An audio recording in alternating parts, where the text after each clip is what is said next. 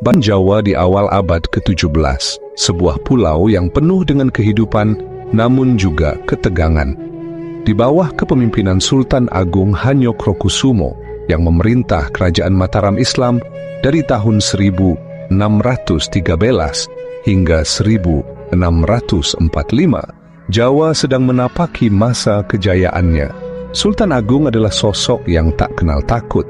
Ia menaklukkan Surabaya pada 1625, memperluas wilayah Mataram hingga ke timur, dan bahkan berani menantang kekuatan VOC Belanda di Batavia. Namun, di balik gemilangnya prestasi militer ini, ada ancaman yang lebih halus namun tak kalah serius, perpecahan di dalam hati kerajaannya sendiri. Masyarakat Jawa terbagi menjadi dua kelompok besar, Abangan yang masih memeluk tradisi kejawen dengan akar Hindu-Buddha, dan santri yang menjalani hidup dengan ajaran Islam, terutama di kota-kota pesisir seperti Demak dan Cirebon. Perpecahan ini bukan sekadar soal keyakinan, ia merasuk ke dalam cara mereka mengukur waktu, sesuatu yang begitu mendasar bagi kehidupan sehari-hari. Kelompok Abangan mengandalkan kalender Saka, sebuah sistem kuno yang mengikuti perjalanan matahari, diwarisi dari kerajaan-kerajaan besar seperti Sriwijaya dan Majapahit yang dimulai pada tahun 78 Masehi. Bagi mereka, waktu adalah siklus ritual adat, musim tanam padi, dan perayaan leluhur di candi-candi kuno. Sebaliknya, santri menggunakan kalender Hijriah yang mengikuti peredaran bulan sejak hijrah Nabi Muhammad pada 622 Masehi. Bagi mereka, waktu ditandai oleh panggilan adzan, puasa Ramadan, dan peringatan hari-hari suci Islam. Seperti yang dijelaskan oleh MC Rickliffs, the dual traditions of Javanese mysticism and Islamic piety created a divided society with competing calendars reflecting deeper cultural tensions. Halaman 40. Perbedaan ini bukan hanya soal angka dan hari, tetapi juga tentang identitas, siapa mereka, dan bagaimana mereka memandang dunia. Ketegangan ini membawa dampak nyata. Bayangkan sebuah desa di mana Abangan merayakan musim panen dengan upacara di candi, sementara santri berkumpul di masjid untuk memperingati hari suci Islam. Keduanya pada waktu yang berbeda, dengan ritme yang tak selaras. Bagi sebuah kerajaan yang ingin kuat dan bersatu, perpecahan ini adalah ancaman serius.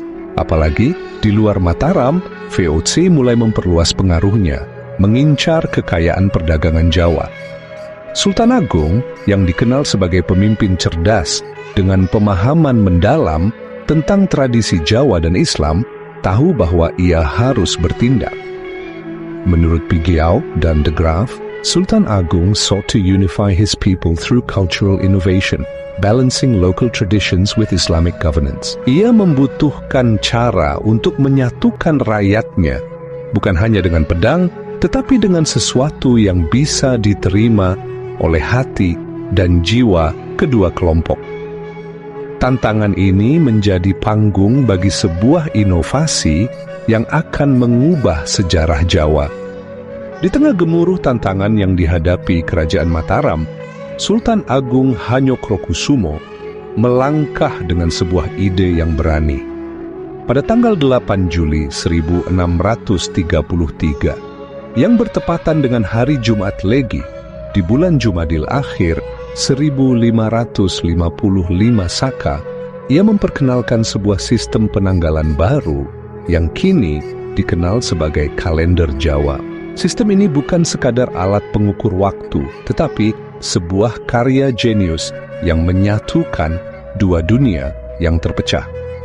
Kalender Jawa menggabungkan struktur tahun dari kalender Saka yang menghitung waktu sejak 78 Masehi dengan siklus bulanan berbasis peredaran bulan dari kalender Hijriah yang menandai 1 Muharram sebagai awal tahun.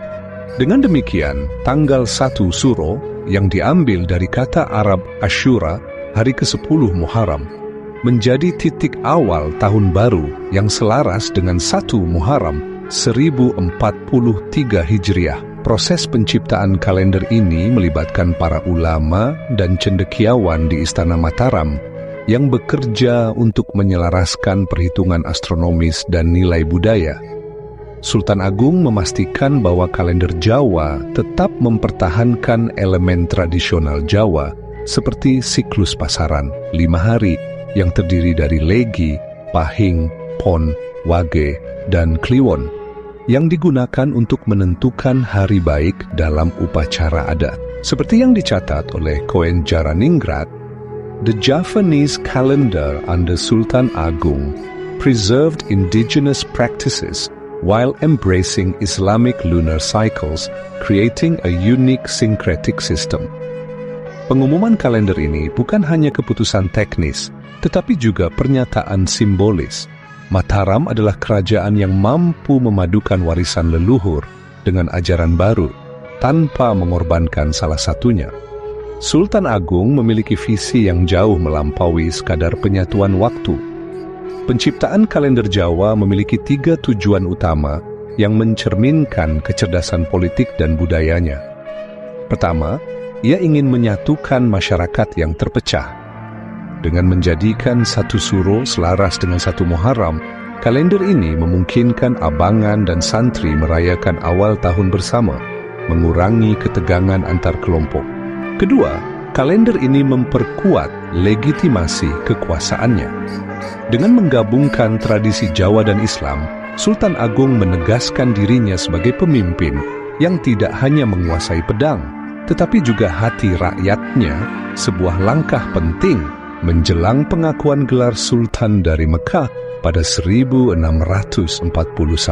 Ketiga, kalender Jawa memastikan kelangsungan tradisi lokal, seperti perhitungan weton untuk menentukan hari baik, sambil mengakomodasi nilai-nilai Islam seperti peringatan hari suci. Signifikansi kalender ini terletak pada kemampuannya untuk menciptakan harmoni budaya seperti yang diungkapkan oleh Rick Leps. Sultan Agung's calendar was a masterful act of cultural synthesis, bridging the gap between Java's past and its Islamic present.